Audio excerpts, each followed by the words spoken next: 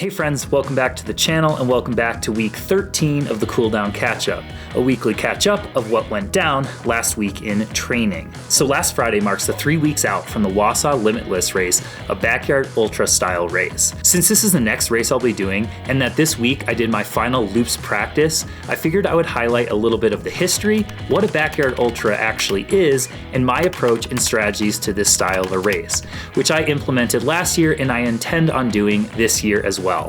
The Backyard Ultra was designed by Gary Cantrell, better known to the ultra running world as Lazarus Lake, or Laz. He held the first ever Backyard Ultra on his property in Bell Buckle, Tennessee in 2011, dubbed Big's Backyard Ultra. Since Laz's creation of the Backyard Ultra, these races can be found all around the world. The format is simple. The distance is a 4.167 mile course, whether that's a loop or an out and back. Runners must complete each loop within an hour and be back in the starting corral on the hour every hour. The distance adds up to 100 miles in 24 hours. This race is a last man standing event, so the race continues going on until the final competitor can complete one full lap, after the second to last competitor either does not go out for a final lap or cannot complete that lap within the hour. If there are no runners that can complete the final lap, technically there is no declared winner. And every other runner that does not win actually receives a DNF. Runners are not allowed to leave the course unless for a bathroom break, and they are not allowed to receive any assistance from their crew while on course. However, when you are done with your lap, you can receive all the aid and assistance you need by your crew. The world record for the Backyard Ultra was actually just set this past year in 2023 at the Big's Backyard Ultra by an American runner named Harvey Lewis with an outstanding 108 laps, 4.5 days, and 450 miles. Absolutely mind-blowing. Speed is not the objective here. It's all about energy conservation and strategic planning. You don't want to be too fast and you don't want to be too slow. You can technically finish a lap with just over 14-minute miles, but you need to keep in mind time to rest, recover, and resupply for the next lap. To me, the Backyard Ultra is not just a test of endurance, but also mental fortitude.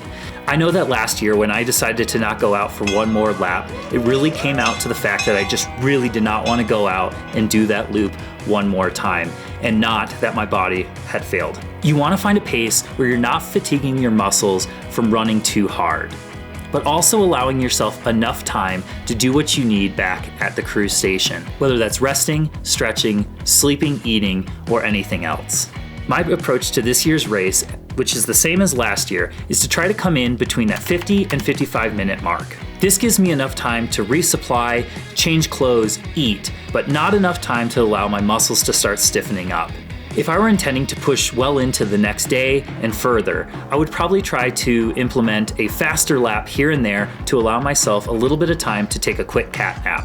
But I do not foresee myself getting to that point in which I need to take any sleep. On course, I plan to always at least consume one gel and my bottle of Tailwind to keep up on my electrolytes and my calories, and then supplement with real food while back at the crew and aid station.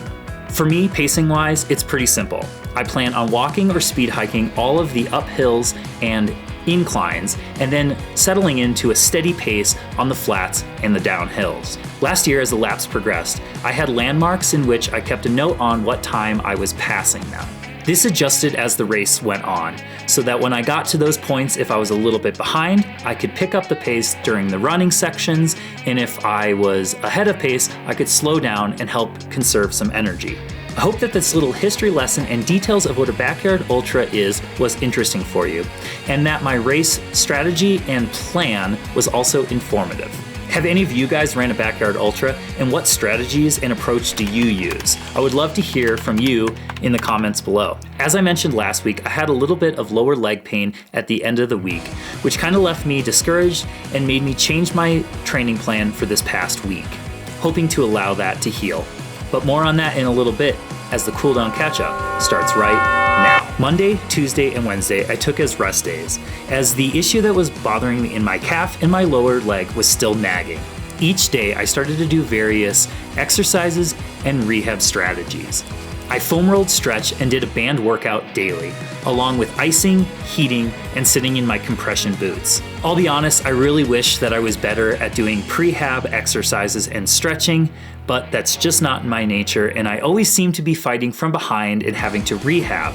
This is something I really want to get better at and make some time for. Thursday, I had a group run planned, and my entire day at work, I was feeling really anxious and discouraged as this leg issue, while getting better, just didn't seem to be going away. In my nature, I go down rabbit holes to try to research what's going wrong and what that might mean. The first 5 minutes of the run, I could notice the issue, but as I progressed, it actually loosened up and got better, and the leg felt better as the miles went on. We put in 6.72 miles with 479 feet of gain on South Table Mountain in Golden. The leg held up, and the next morning, it actually felt better than it had all week. Friday, I had a little bit of a double fun day. I'm trying to complete summiting the top 100 tallest peaks in Colorado. I finished the 14ers a few years ago, and now I am ticking away at the Colorado Centennial 13ers. A great day of weather and avalanche forecast had my sights on Clinton Peak, a Centennial 13er just south of Breckenridge, Colorado. I wrapped my buddy Jamie and his dog Cece into joining me as we skinned and climbed to the top of Clinton Peak, 13,866 feet, marking my 78 out of 100 tallest peaks in Colorado. All right, on top of Clinton Peak with my buddy Jamie here and Cece, the rock star of the day. So now we're just gonna try to survival ski off this thing. We then enjoyed some better than expected turns on the skis. We were able to ski right off the summit and nearly all the way back to the car in 10.5 miles and 3,000 feet of gain.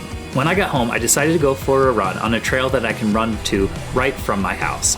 I was really excited because this is one of my favorite trails right around the area, and it's been covered in snow all winter. I just got home from doing a Centennial 13er, climbing, skiing it.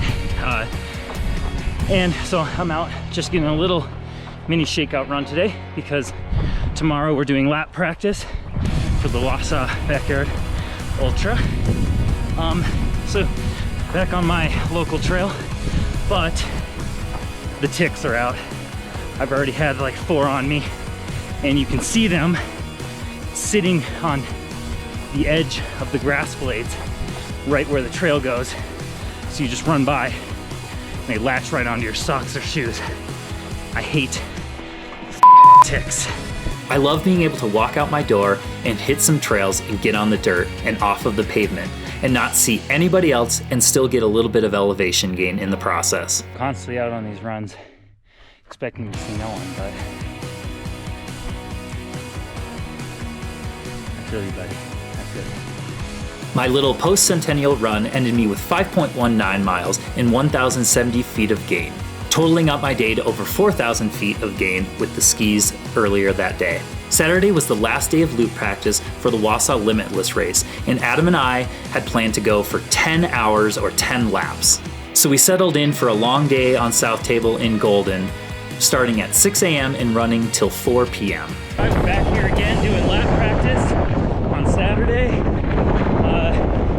Goal is to do 10 hours, 10 laps. Adam and I are gonna have some people joining throughout the day possibly. But as you can probably hear, it's windy as shit, so the running sections are right into the heaven. So it might be a long day in that regard, along with 10 hours of stupid shit that we decided to do. Lap 2, following the legend. Only another 8 hours of this. Woo! Lap 4, have our new friend, my lovely girlfriend Renee. And we also have a big special happy birthday shout out to my #1 subscriber, John Venman. Happy birthday! Woo! Right, coming down the last downhill on lap 6. So just about over halfway through the day, and still feeling pretty good. Lap 9, hour 9. We're just in a walking section. So the way we approach the backyard style race or backyard training is finding where you can conserve the energy the most. And for that, we find it on basically up hills. So any type of hill, we're gonna try to walk, conserve our energy, because speed really doesn't matter as long as you're coming in on under that hour mark. So we're looking for that sweet spot between 50 and 55 minutes per lap. So finding sections where you can kind of conserve energy, and then you can pick it up and run on the flats and the downhill, and that's when you can kind of make up some of the time. But anything with any sort of incline, we try to walk. It's that time of year where you're starting to expect to see rattlesnakes, and we got our nice surprise on lap 9. We heard the rattle in the bush, and I was able to get this amazing footage.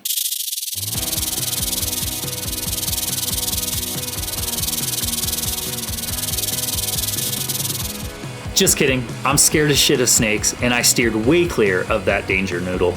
Lap 10, just the final lap, just about to hit 40 miles. But on this loop, we have different landmarks as we go, which kind of indicate our walking versus running. And it's kind of nice because it breaks up each lap to see the landmark that we need to run to or where we get to start walking. So that kind of helps break up the lap so that we're kind of consistent. And each lap we kind of take note at certain points and know if we're a little ahead or a little behind what our game time is, and then we can kind of adjust at each lap, or we can add a little bit more walking in to kind of conserve some energy and kind of make that time that we come in at the end of the lap a little bit closer to what we're looking at. We ended up completing all 10 of our laps, totaling 42.45 miles and 4,560 feet of gain. It was a really good last training session, which hopefully sets both of us up for a successful race here at Wausau in just a few weeks. Sunday, I took a nice rest day and spent the day on the river fly fishing. And that was my week. Having to skip 7 days of running had me pretty discouraged, but I'm pretty stoked to seemingly be on the better side of this leg injury. In total, I ran 54.37 miles, 10 hours and 12 minutes, and 6,109 feet of gain. Plus the day on Clinton Peak got me another 3,000 feet, totaling my week to 9,117 feet. A pretty good salvaged week, having to skip several of my runs. One last thing before I sign off. One of these weeks, I'd love to do a little Q&A session with questions that you guys may have for me. I want to open this up to any questions you may have, whether that's running or climbing or mountain related, or anything you just want to know about me. Within reason, you creeps. It would be awesome if you could leave a question in the comments below, and I will try my best to address all of these in a coming week. Anyways, thank you for tuning in and sticking around. I really do enjoy seeing the views and the comments on all of these videos. If you don't mind, slap that thumbs up, subscribe to the channel, and leave a question for me in the comments below. And as always, remember, adventure awaits.